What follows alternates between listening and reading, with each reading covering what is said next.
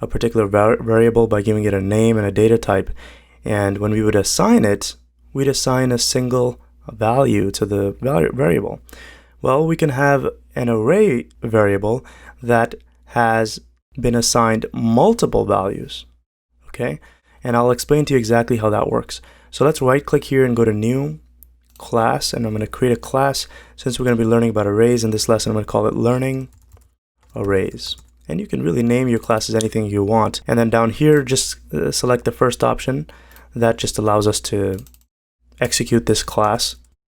So the way to declare a variable, of course, is just you give the data type and you give the variable name, right? Let's say this is the variable name.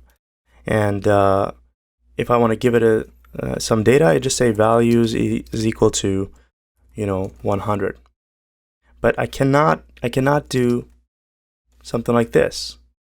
Let's say I want to give 100, 200, 300 to this variable. This is, of course, illegal syntax. I can only give one value to this, okay? And the reason for that is because this is a container for single elements, okay? This variable is pointing to a single data point, which is 100. Now, if I want to store multiple things in this variable, the way I would do that is using some array notation. And first things first, we need to have these square brackets, okay? So now I'm saying that values is a variable of type integer array. So on the other side of the equal sign, we actually have to use some new syntax here. Okay, this new keyword, it'll make a lot more sense later on when we learn about object orientation, but the idea is that on this line, we are doing two things. We are declaring a variable of type integer array. So an array allows you to store multiple elements.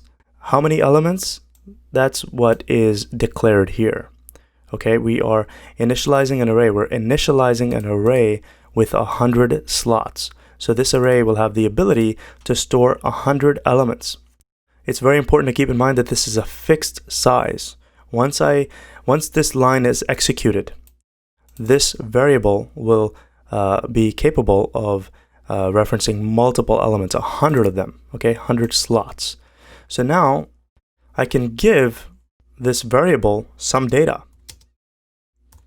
Let's say I want to give it the number 1000, okay?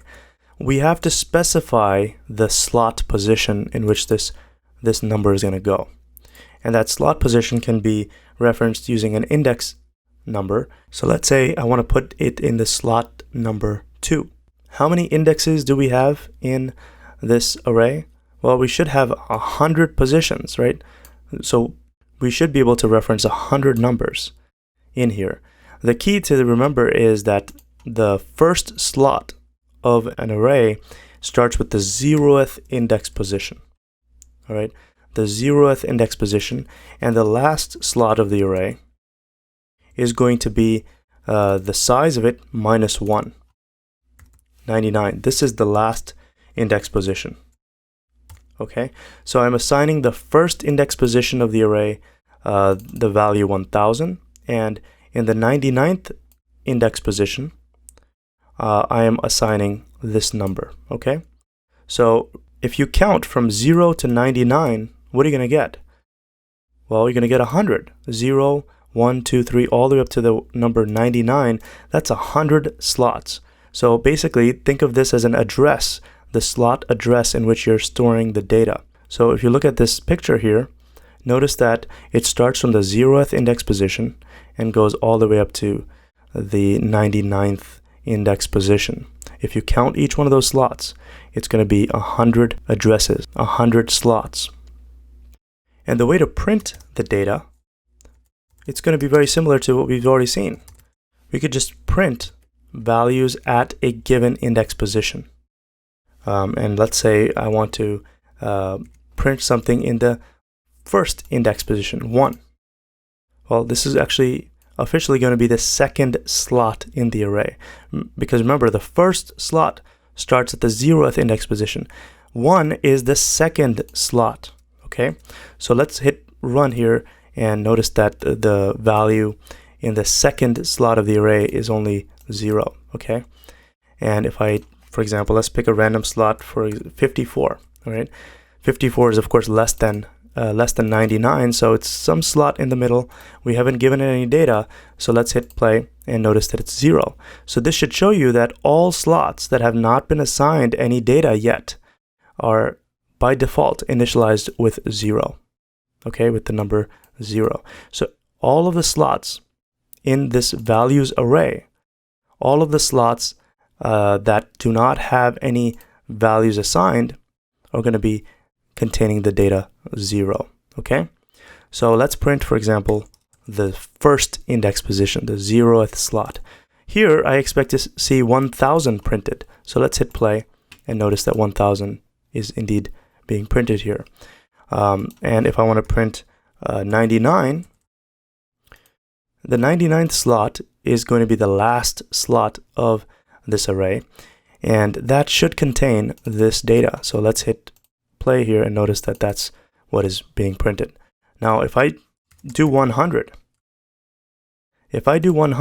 this index position, this address, this particular slot number doesn't even exist in the array, all right? Very important to keep in mind. It starts from the 0th index position all the way up to the last slot, which is going to be less than what we have allocated. 100 minus 1 is going to be 99, because remember, 0, 1, 2, 3, all the way up to 99, if you count all those slots, it is in fact 100 slots.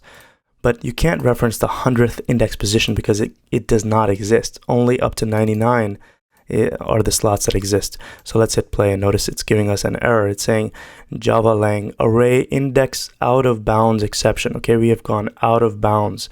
We've gone past the slot index position of the array, the last slot. The last slot was 99. We're referencing 100, and that's why it's saying index out of bounds 100 does not exist. This slot position does not exist in this array. Another thing to keep in mind is that you cannot assign slots with other data types. So for example, the slot position 1, right, this is going to be the second slot of this array. It has the address 1, right? That's the index position of that slot. I can't give it some other data type. I can't store this string in this slot. And the reason for that is hover your mouse here and it's saying type mismatch, cannot convert from string to int. Because guess what? This is an integer array. It can only store integers. All right. So that is why we can't store any other data type. That's another key thing to keep in mind, that arrays contain the same kind of data. All right. And the kind of data that they should contain is, of course, based on the data type. Here we're saying that this array is of integer data type. So it's only going to take integers. We can't put any other data type in there, okay? I can't put, for example, 33.44. This is, from the previous lesson, you saw that this is a double. And we can't store doubles here either, because guess what? This is an integer data type. If I change this to double, now this is not showing an error. And of course, I have to change this side as well. Doubles basically accept this as well as, basic whole numbers like this. So let's hit play and notice that, I'm still referring to an index out of bounds. So let me go one back. Let's go to 99 here. That's the last slot of the array, and notice that it is printing it out, all right? And the reason why it has the .0 here is because the double basically is for decimals. So these whole numbers are treated as decimals, and it just pads on a .0 at the end, all right? Same thing for the 0th index position. So let's hit play and notice that it's showing 1000.0. Now I know this is some hairy syntax right here. This is going to make a lot more sense later on, but look at the variable. It's called values, and its type, its data type is double array. That's the type. That's what this variable's type is. It's a double array. All right, it's capable of storing doubles in 100 slots. Okay, now let me show you another way to declare arrays. Let's create an array of type string. I can have a string array, and we'll call it words, and I could do new string like that. But instead of giving the number of slots, I could basically give the data directly and say my name is. All right, this words array contains 3 words. My name is. All right, 3 strings. So if I want to print one of these, I would do sysout words, and then I give the index position of what I want printed. So here's a quiz for you. I want you to print me the last element in this words array, which is. I want you to print that by referencing the correct index position. Take a moment to try this out on your own, and you can resume to watch my solution. All right, hopefully you were able to figure this out. The length of this array, the size of this array is 3, okay? But when it comes to index positions, when it comes to the address of each one of these slots, we are basically 1 less than what it looks. So this first slot, its index position is 0, all right? Like I explained to you earlier. The second slot right here, this index position is 1. This last slot right here, its index position is 2. So if I wanted to print is, I would have to put 2 like that. And now it's going to print is. So let's hit play and notice that it's printing is. If I wanted to print the first element, then I would do 0, and that's going to print my. All right. So this is an array of size 3. Okay. So if I wanted to, instead of giving these values, I could basically put these elements in this array later by first initializing a size of 3. All right. This initializes the array with 3 empty slots. And now in each one of these slots, I can put in the data by saying, at the 0th index position, I want to put the word my. At the second index position, which is going to be referenced by the number 1, right? That's going to say name. And the third index position, which is going to be referenced by the index number 2, right? Think of these as addresses. The 0th slot, the index 1 slot, and the index 2 slot. These are addresses. And the last word here is going to be is. Okay? So this is essentially doing the same exact thing as what I showed you on this first line. So let's hit play and notice that it's still working as expected. So take a few moments to internalize this syntax. It's a little new from what we've seen so far. So this is the key here when we want to create a new array, right? When we define, this is the declaration, right? This is the declaration of an array called values. That's the variable name, and we're saying that this is going to contain data type of double arrays, right? It's a double array. And here we give the number of slots that this array is going to contain. The number of slots means 100 slots. The first index position starts from 0 all the way up to the 100 minus 1, which is the 99th index position. Same goes for here. I'm declaring a variable called words. It's of type string array, all right? So it's going to store multiple strings. And how many strings is it going to store? It's going to store 3 strings, all right? That's the number of slots.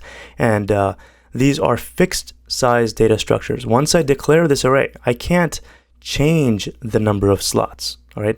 I'd have to initialize a new array to do that, okay? So I can't say that, all right, I've filled up this array. Let me increase the size of this and put in the 4th element here. It's not allowed, all right? Once I initialize this array, I can't expand it or reduce its size. I would have to create a brand new array. And the way we could do that is just do words equals new string. And now words variable. What is its type? Its type is string array. But now this variable is going to point to 10 slots. At this point, do you think words has any of the data that it had before? Well, take a guess. We're creating a brand new set of slots here. It's of course not going to have the data. Let me prove it to you. If I do sysout here and do words at the 0th index position, right? This is actually going to contain nothing, all right? It might say null here. So let's hit play, and notice the 1000 dot, that's being printed from this statement right here, the my, that's being printed from this statement right here, and then after this line, we are assigning 10 brand new slots to this variable, okay? The old data is gone at this point.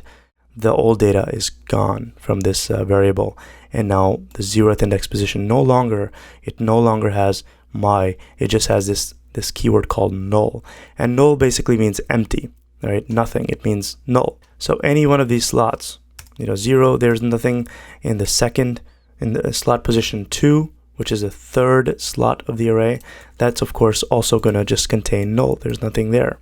So take some time to study this, and only then resume to the next lesson. Thanks for watching. I'll see you soon.